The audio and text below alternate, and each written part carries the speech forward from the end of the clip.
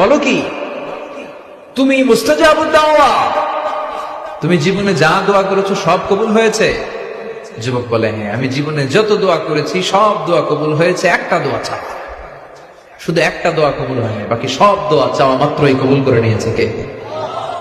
এবার আহমদ ইবনে হাম্বলের কিউরিয়াসিটি আরো বেড়ে গেল। আহমদ ইবনে হাম্বল বললেন বলো কি সব দোয়া কবুল, আবার একটা দোয়া কবুল হয় নাই, এটা কোন দোয়া রে বাবা? এবার যুবক বলতে শুরু করলো, আমি আল্লাহর কাছে খুব চেয়েছি যে আল্লাহ, শুনেছি এই জামানার সবচেয়ে বড় মুহাদ্দিসের নাম নাকি আহমদ ইবনে হাম্বল।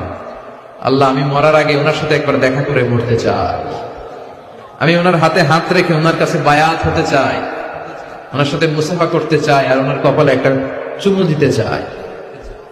এই কথা শুনে ইমাম আহমদ ইবনে হাম্বল আর ধৈর্য ধারণ করতে পারলেন না, চোখের পানি ছেড়ে দিলেন। বললেন যুবক, তোমার এই দোয়াটা আল্লাহর কাছে কবুল হয়েছে।